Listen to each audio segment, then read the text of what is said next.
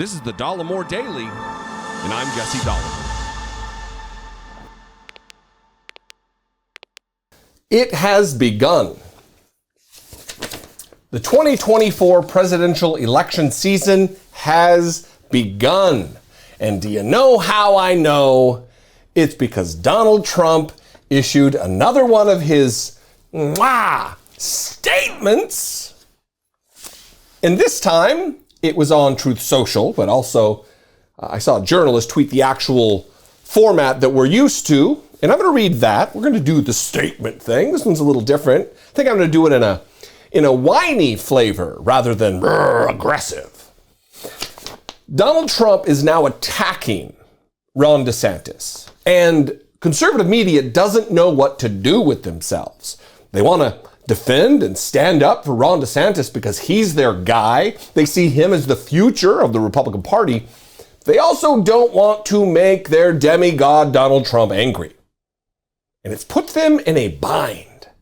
Fox News is tripping all over themselves to try to play both sides of the road. I, on the other hand, and I think you probably are too, are beside yourself with glee, with joy, with happiness, watching the chaos unfold. Because if you leave Donald Trump unattended, this is what comes to pass. Whether you're an ally or an enemy, eventually he's going to attack you. That is just in his nature. So we're going to get to this, but first, a word from today's sponsor,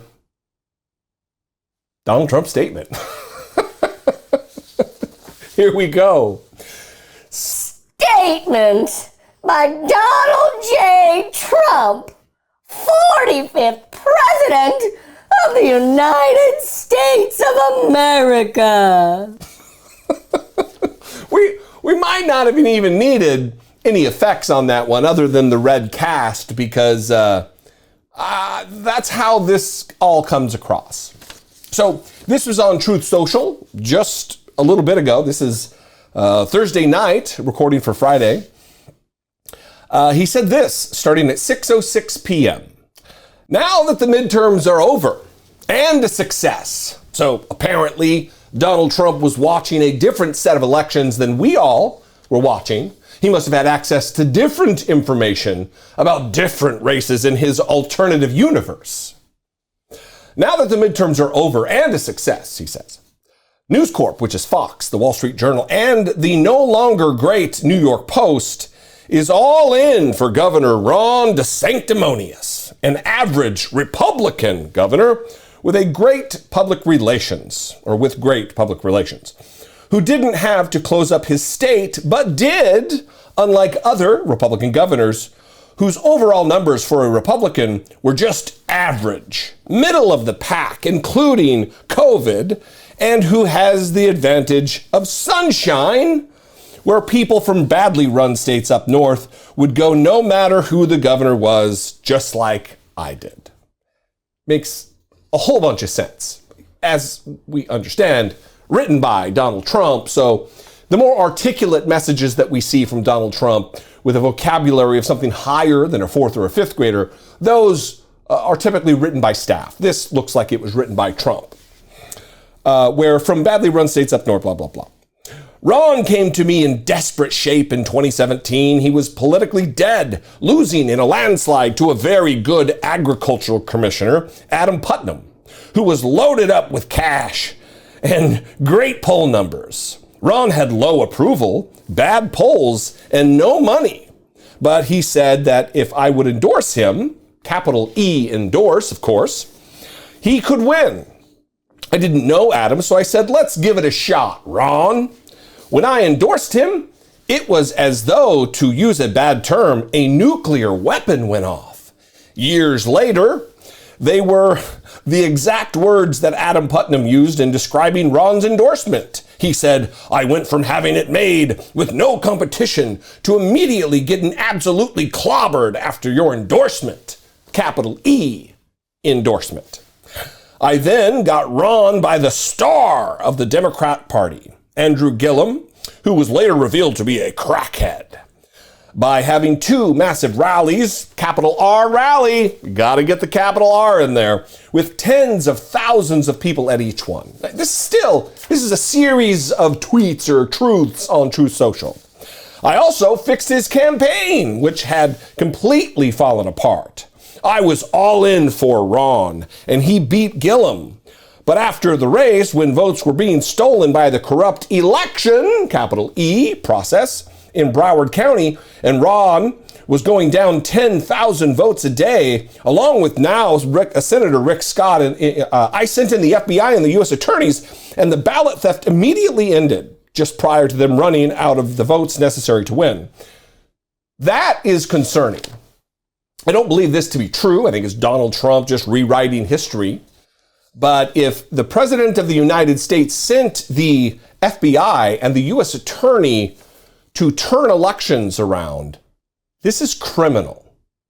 So it's not just goofy Donald Trump attacking Ron DeSantis. There's criminal things he's admitting to here. I stopped his election from being stolen, he claims. And now Ron DeSanctimonious is playing games. The fake news asks him if he's going to run for president, if Trump runs, and he says, I'm only focused on the governor's race. I'm not looking into the future. Well, in terms of loyalty and class, that's really not the right answer. Donald Trump has the temerity to talk about who's classy and who's not. This is just like 2015 and 2016, a media assault, collusion, parenthetically, when Fox News fought me to the end until I won, and then they couldn't have been nicer or more supportive. The Wall Street Journal loved, and we have one more tweet truth here, low energy Jeb Bush and a succession of other people as they rapidly disappeared from sight, finally falling in line with me after I easily knocked them out one by one.